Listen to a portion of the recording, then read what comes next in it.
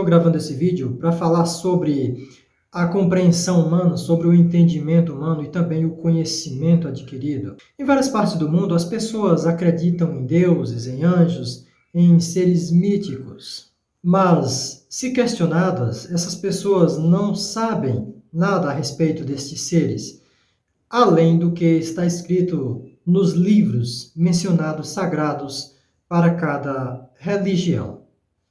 Por exemplo, aqui no Brasil existe o cristianismo, que as pessoas afirmam até ter tido experiências com esses deuses, com essas divindades. Elas dizem que esses seres obram na sua vida, atuam na sua vida, realizaram coisas na sua vida. Mas, se questionado, essas pessoas vão entregar que elas não viram e nem ouviram nada, apenas sentiram.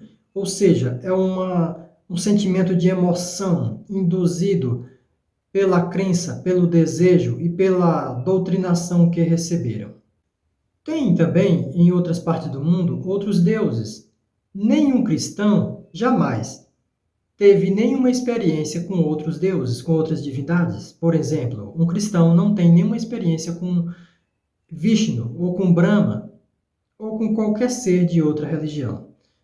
O cristão ele vai alegar que esses deuses dessas outras religiões são falsos. É por isso que ele não tem experiência com eles.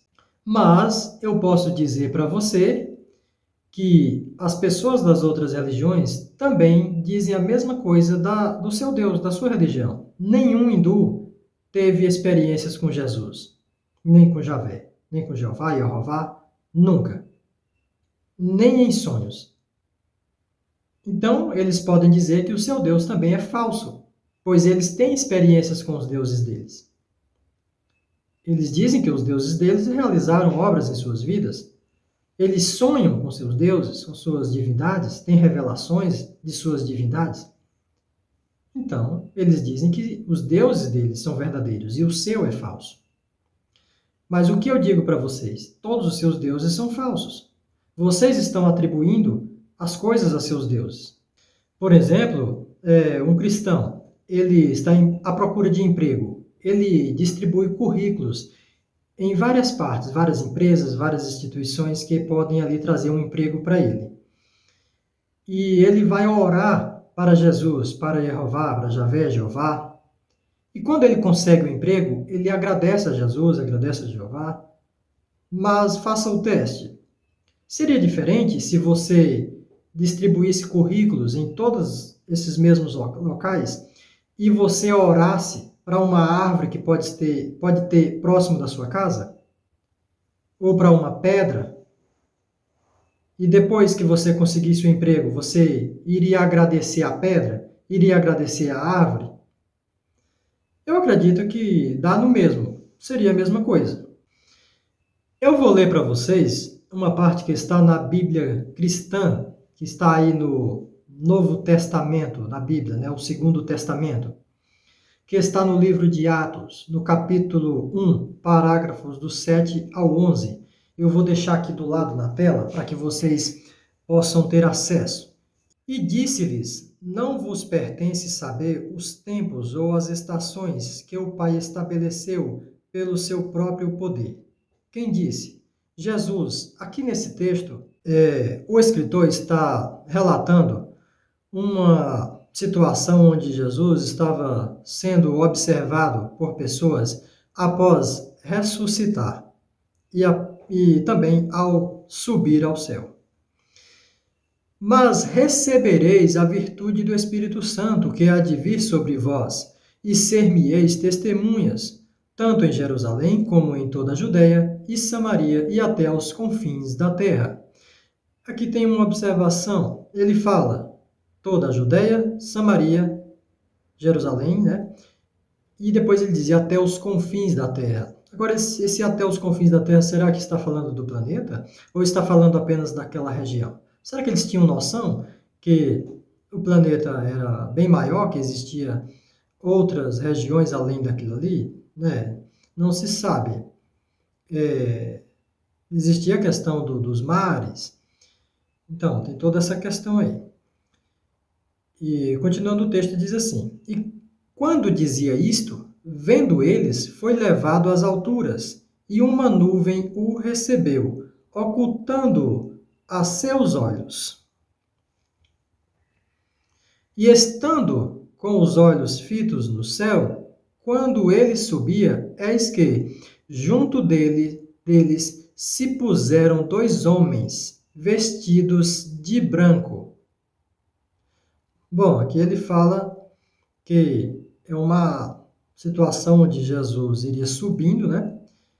E dois homens vestidos de branco o receberam. E os quais lhes disseram: Homens galileus, por que estáis olhando para o céu? Este Jesus, que dentre vós foi recebido em cima no céu, há de vir assim como para o céu o viste.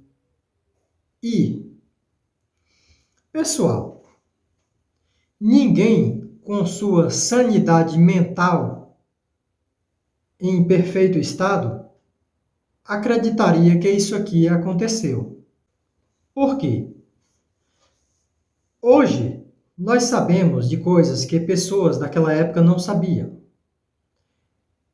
É certo que, naquela época, eles não tinham o entendimento, a compreensão de que existia o sistema solar, de que existiam outros sistemas, de que existiam outros planetas, outras estrelas, galáxias e tudo mais. Eles não tinham essa noção.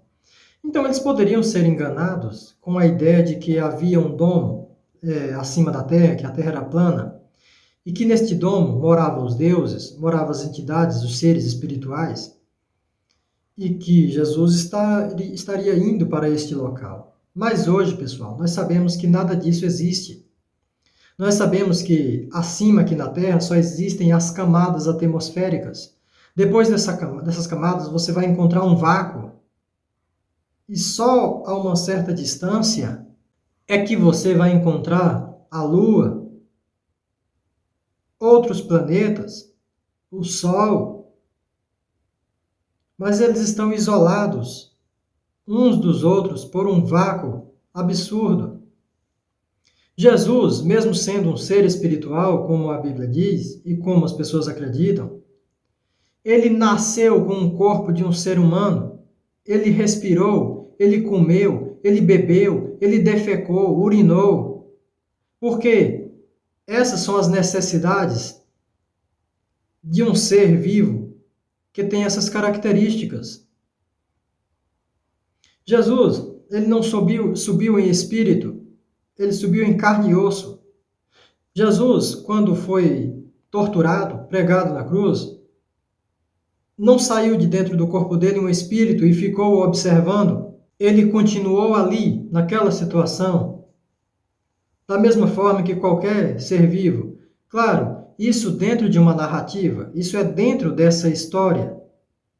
Isso aqui não aconteceu de verdade. Isso é ilógico.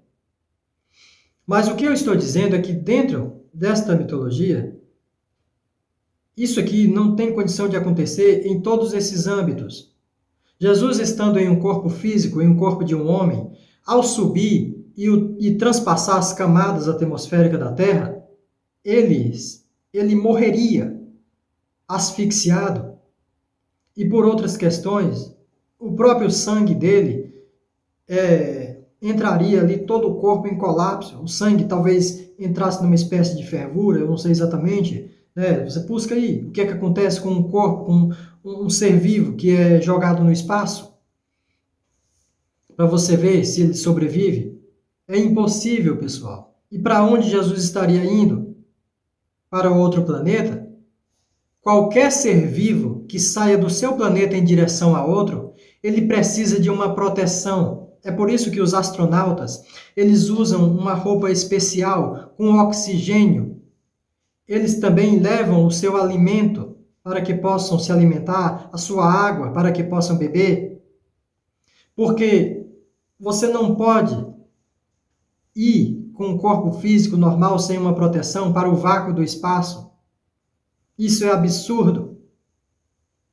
Mas na crença, no que está escrito aqui, isso não existia. Para essas pessoas, isso não existia. O que existia era uma terra plana coberta com um domo e um céu, e a morada dos deuses estava nos céus, e Jesus estava indo para lá. Mas hoje nós sabemos que não existe isso. Não existe essa morada. Não existe esse domo, esse céu. Quando se tratam de religiosos, pessoas que acreditam veementemente em seres espirituais, em deuses, anjos, demônios, essas pessoas, elas podem ser racionais, elas podem ter inteligência para vários âmbitos das suas vidas, no trabalho, emprego, na profissão, no comportamento que não esteja ligada à sua religião, no seu dia a dia, essas pessoas vão ser racionais. Mas qualquer coisa que estiver ligada à sua religião, ela não vai ser racional no seu comportamento, não vai ser racional nas suas práticas, não vai ser racional no seu entendimento. Quer um exemplo muito claro? Muito simples, eu vou citar.